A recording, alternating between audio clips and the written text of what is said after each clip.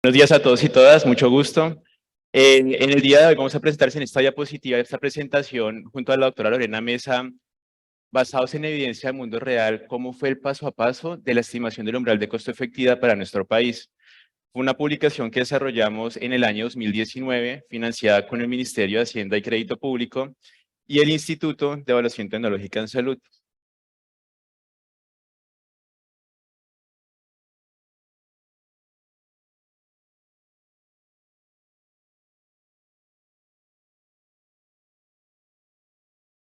Ya, gracias. Entonces, como les comentaba bien, lo primero fue un equipo interdisciplinar. Es algo muy importante como tal como Agencia de Tecnología HTA en Colombia. Fue una conjunción de diferentes profesiones, economistas de la salud, estadísticos, actuarios, epidemiólogos clínicos, investigadores cualitativos, sociólogos, entre otras. El tiempo de duración fue entre unos 7 y 8 meses full time, todo este equipo dedicado al tema del procesamiento, depuración, estandarización, un enfoque, como les comento, muy interdisciplinar y transdisciplinar. Y un equipo computacional también de alto nivel, dado que se trabajaban cientos de millones de miles de datos para esta aproximación de evidencia del mundo real. El contenido, entonces, primero una parte conceptual, que es evidencia del mundo real. Bueno, seguido de ello vamos a hablar sobre el tema de la estimación econométrica, cómo fue nuevamente el paso a paso sin cajas negras. Y por último vamos a hablar sobre lo relacionado. Gracias. Para adelante. Sí, gracias. Y adicional a eso, al final, diálogos de política con la doctora Lorena Mesa. Lo primero, comentarles que ustedes bien conocen, ayer hablaba el doctor Iñaki cuando hablamos de evaluaciones económicas luego de un proceso de efectividad y seguridad, es muy importante el tema del cociente, del denominador de la llamada relación incremental de costo-efectividad, el tema de costos sobre enlaces en salud. Y en ese sentido, siempre como tal es un tema de priorización económica, sabiendo que el presupuesto público, la mayoría digamos, de fondos de recursos públicos, son fijos o limitados. En ese aspecto se convierte en una buena metodología de priorización, dado que es reproducible, sistemática, etcétera. Y adicional a ello, pues se puede, por ejemplo, cuando comparamos alternativas terapéuticas, revisar con esta relación cuál es mejor en temas de costo-efectividad, costo-utilidad, costo-consecuencia, entre otras. La aproximación importante del umbral de costo-efectividad es que permite ser ese estándar de oro que uno puede comparar cualquier tecnología sanitaria en ese marco contextual y no ser como algo tan específico de algo, digamos, como muy focal en tecnologías sanitarias o en condiciones de salud muy específicas. Entonces, el umbral de costo-efectividad, siendo ese estándar, tiene como dos aproximaciones. La primera de ellas es el enfoque de la demanda, pero la más utilizada y estimada en literatura es el enfoque de la oferta. Y este se puede definir como el costo de oportunidad del sistema general de seguridad social en salud para poder hacer esos incrementos marginales y, digamos, obviamente que impacten como tal el resultado en salud de la población, en este caso colombiana. Nuestro objetivo para Colombia, un país de ingresos medios, de renta media, según el Banco Mundial, fue como tal utilizar por primera vez en la literatura, en un país de este estilo, una estimación que tuviera en cuenta el microdato del país. Por lo general, lo que se había hecho años anteriores era estimar el tema multipaís. Lo que hacían era tomar de pronto datos macroeconómicos y generaban como tipo de estimaciones actuariales. En este caso, lo que hicimos fue utilizar el microdato específico del régimen contributivo para nuestro país en varios años y ahorita les comento cómo fue la aproximación. Revisión de literatura, bien les comentaba, aproximaciones se han hecho para España, se han hecho para Australia, China, últimamente para Sudáfrica. Y aquí hay un tema muy importante cuando hablamos de la estimación econométrica, el umbral de costo-efectividad. Ayer hablaba el doctor, por ejemplo, Miguel Hernán, referente al tema de causalidades, y esto es algo muy importante en econometría cuando hablamos de la endogeneidad, y es que el gasto puede afectar a la salud y en sentido contrario, digamos bidireccional. En ese punto es importante tener diferentes tipos de aproximaciones estadísticas, como variables instrumentales, mínimos cuadrados en 2 etapas, que fue lo aplicado para poder desarrollar como ese tipo de problema que tenemos. Datos de estimación econométrica, digamos aquí estuvo como tal el paper estimado en Health Policy and Planning en el año 2022 a inicios de este año. Y la cuestión, por ejemplo, para el tema de datos de la evidencia del mundo real, se utilizó principalmente, por ejemplo, estas bases de datos, comenzando por Suficiencia, que es la base de datos colombiana que logra registrar el microdato que le dice al paciente qué tipo de tecnología sanitaria, dispositivo médico, procedimiento médico, medicamento, se le aplicó en qué prestador de servicio de salud, en qué entidad administradora de plan de beneficios en salud, en qué región, qué día, cuánto valió, qué tipo de ámbito de atención se tuvo, si fue hospitalario, ambulatorio, domiciliario, entre otros.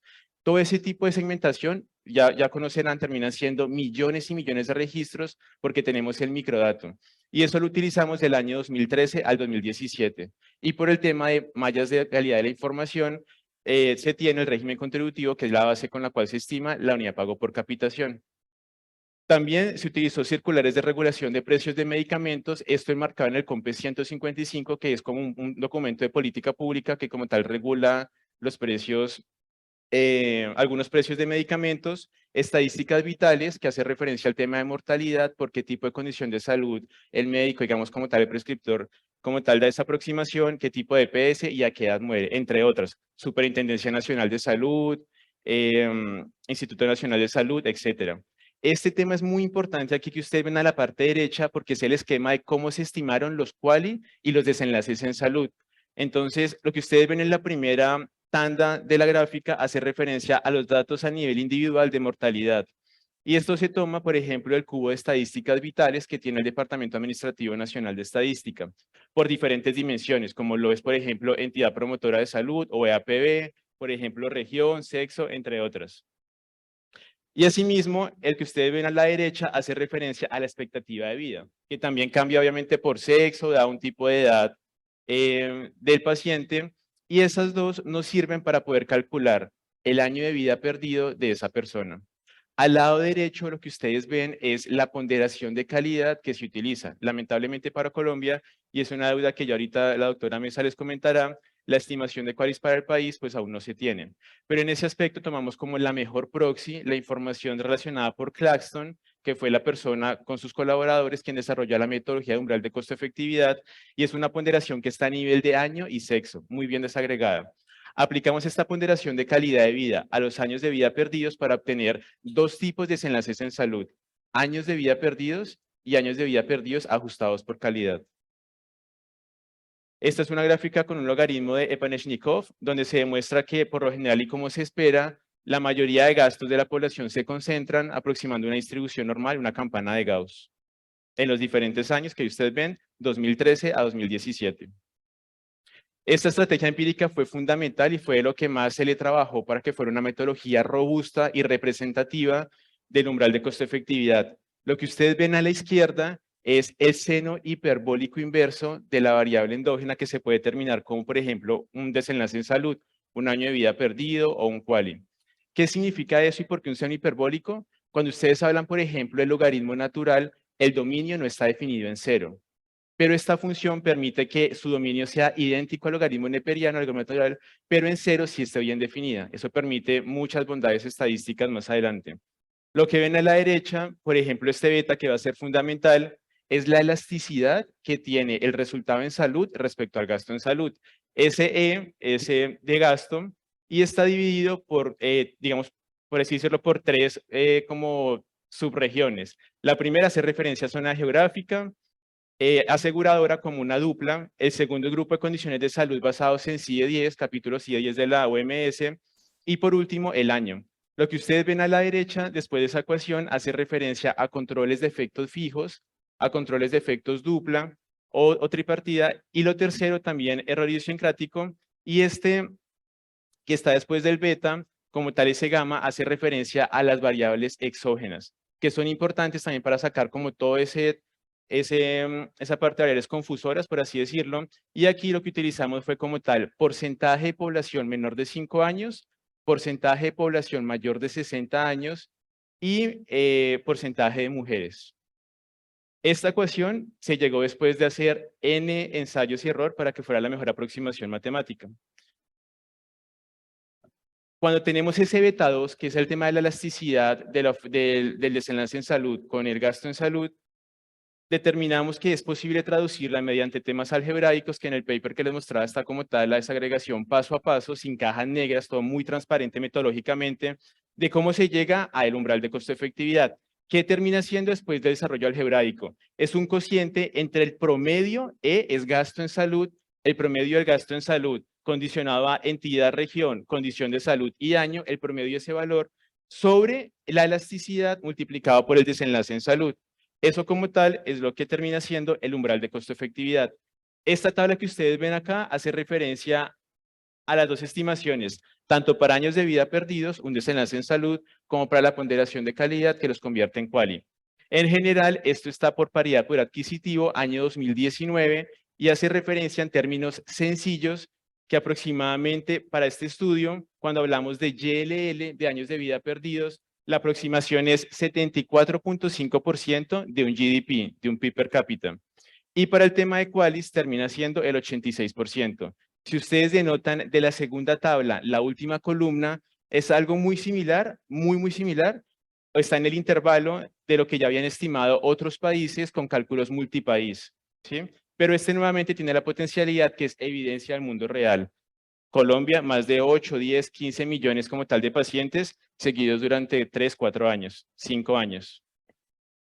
Aquí muy importante cuando aplicamos, les decía a ustedes, diferentes técnicas econométricas, en este caso variables instrumentales, utilizamos diferentes secciones o diferentes variables. La aproximación que les comentaba, muy importante que se logró obtener, fue en base a dos variables instrumentales. La primera de ellas era el porcentaje del gasto en salud de las tecnologías sanitarias incluidas al plan de beneficios en salud. Esa era una variable instrumental. La otra hacía relación al tema de el porcentaje del gasto de los medicamentos regulados bajo la circular 13/2013 y bueno, todo el tema de regulación de precios de medicamentos. Esto es clave desde el punto de vista estadístico formal, porque es una variable o son dos variables que están relacionadas con el gasto, pero no con la mortalidad, dado que es un tema de política pública, de gobierno. Y ese es un asunto fundamental para poder estimar variables instrumentales y todo el método econométrico, los F1 score, toda la parte de validación de bondad y ajuste y de residuales. Y aquí una aproximación de que no fueron los únicos dos instrumentos utilizados, sino fueron muchos más. Patrimonio de solvencia, margen técnico, margen de solvencia, patrimonio técnico, oportunidades de citas, tomamos información de la superfinanciera, la circular financiera del sector salud, tomamos muchos datos y la mejor aproximación estadísticamente con contexto en salud, que es lo más importante, terminó siendo las que les comentaba, inclusión del PBS y el tema de regulación de precio de medicamentos. Discusión de resultados econométricos. Primero comentarles que este enfoque econométrico también permite y es supremamente dinámico.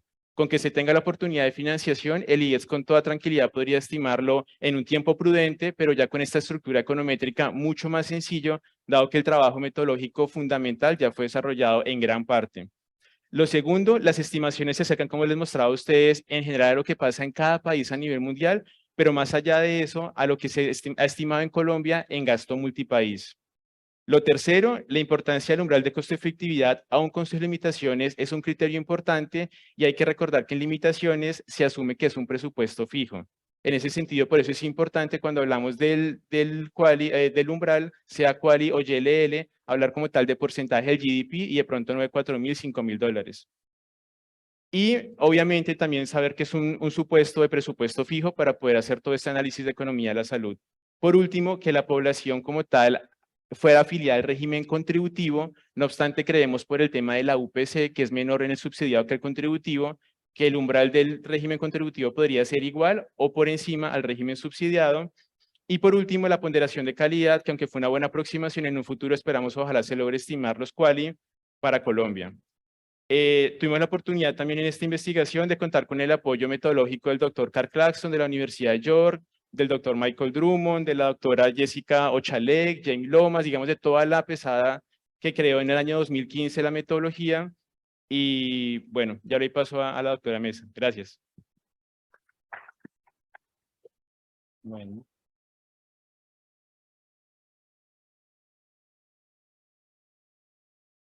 ¿Escuchan? Sí, perfecto. Pues un poco como lo mencionaba ayer el doctor Iñaki, digamos que este tipo de herramientas no llegan a un vacío, sino que llegan a un contexto sociopolítico en el cual pues hay tensiones, hay actores dominantes, hay una serie de relaciones que hay que considerar.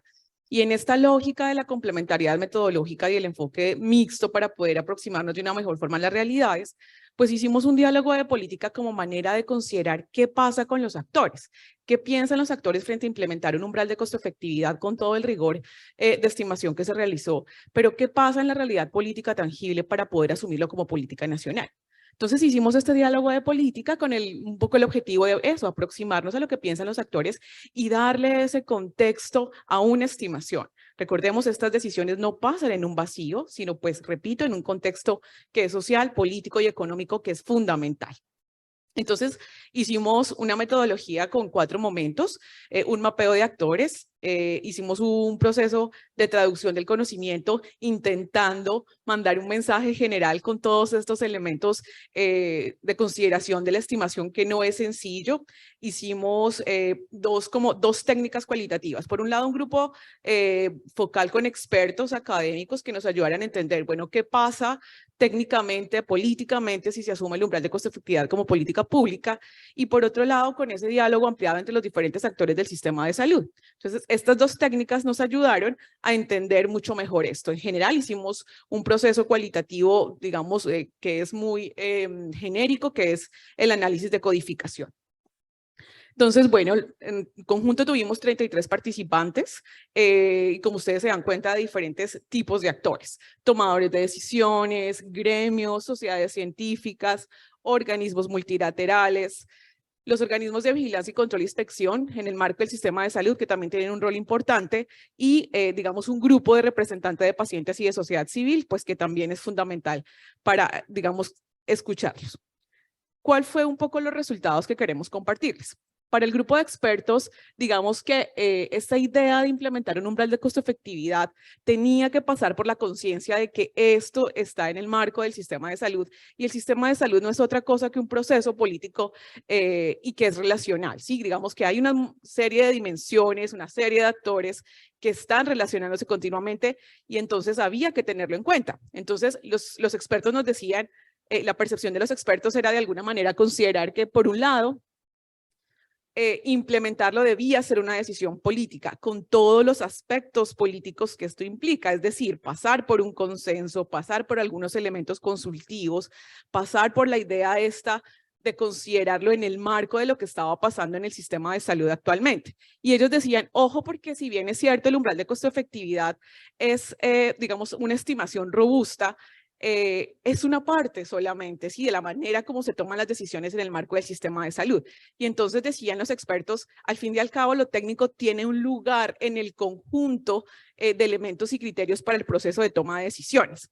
Y ojo también que ese umbral de costo-efectividad hay que tener conciencia de que tiene unos usos y unos alcances particulares. Fueron como las categorías que iterativamente emergieron a través de esta conversación con los actores. Y además, la otra gran categoría que nos surgía es este umbral de costo-efectividad. A la hora de implementarlo como política pública, es o debe ser un criterio de otros posibles para tomar decisiones de financiamiento, de reimbursement, de actualización del plan, etcétera. Entonces, digamos que esta fue la síntesis general de esa percepción de este grupo de expertos. Y fíjense que no es muy diferente de la percepción del conjunto de los otros actores sociales cuando hicimos el diálogo de política. Acá ya no son solo, digamos, técnicos expertos, sino acá también está los tomadores de decisión, estaba la defensoría, estaban los pacientes, estaban los gremios de la industria farmacéutica, etcétera. Y no es muy diferente. Entonces, de alguna manera encontramos acá unos acuerdos sociales bien interesantes. El primero, que en efecto el umbral de costo-efectividad tendría un alcance particular y que habría que pensar en esas otras condiciones que, digamos, exceden de la posibilidad de establecer un umbral de costo-efectividad para la implementación de ciertas tecnologías. El caso de las enfermedades huérfanas, el caso de, digamos, condiciones en las cuales se generan brechas de equidad, etcétera. Y que en esa lógica había que entender el umbral de costo-efectividad con unas limitaciones importantes en materia, digamos, de decisión política. Que definitivamente había que entender este umbral de costo-efectividad como un conjunto de criterios para la toma de decisiones. La regla de decisiones debía ser ampliada, digamos, debía ser contenida o tener mejor unos criterios que la contengan y fueran más claras, y uno de esos criterios podría ser el umbral de costo-efectividad, pero además debían considerarse sobre todo elementos de equidad. ¿Qué tanto la implementación de un umbral de costo-efectividad iba a impactar uno de los principales problemas que tenemos en Colombia, que es la desigualdad y la equidad? Entonces, digamos que en ese sentido también estos actores tuvieron unos puntos de encuentro bastante interesantes con nuestros expertos. Pero además, y este es uno de los elementos que es muy iterativo cuando uno habla con los actores, es qué pasa con un marco normativo y de protección del derecho a la salud que tiene Colombia con un umbral de costo-efectividad. ¿Cuál es ese encuadre del umbral de costo-efectividad en una idea donde la ley estatutaria protege y garantiza acceso a tecnologías las que no van por lista negativa, es decir, que no están explícitamente incluidas. Entonces, ¿cuál es el rol de tener un elemento de decisión en el marco de la política pública de un umbral de costo-efectividad cuando la norma es ampliamente proteccionista? ¿Sí? ¿Qué va a pasar ahí? ¿Cuál va a ser esos elementos? Casi que un poco la interrogante era, contamos con un umbral de costo-efectividad, pero si nuestra norma nos dice que hay que garantizar el acceso, ¿qué va a pasar? ¿Cuál va a ser ese elemento? Digamos que allí no había una alternativa de solución, pero aparecía esta fuerte tensión y es una tensión que sigue emergiendo, repito, en muchas consideraciones con los actores.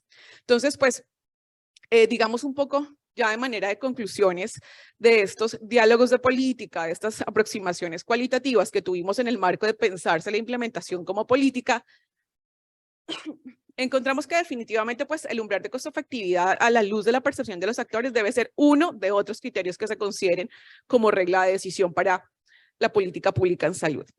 Que pues hay que tener, digamos, la conciencia y que es muy favorable tener una construcción propia del umbral de costo-efectividad, que eso es bastante, digamos, una ventaja en términos de sistema de salud, pero habría que analizar cuidadosamente esa compleja arquitectura institucional del sistema y cómo este tipo de criterios para las reglas de decisiones entran, digamos, en esos procesos decisionales que se vuelven tan complejos.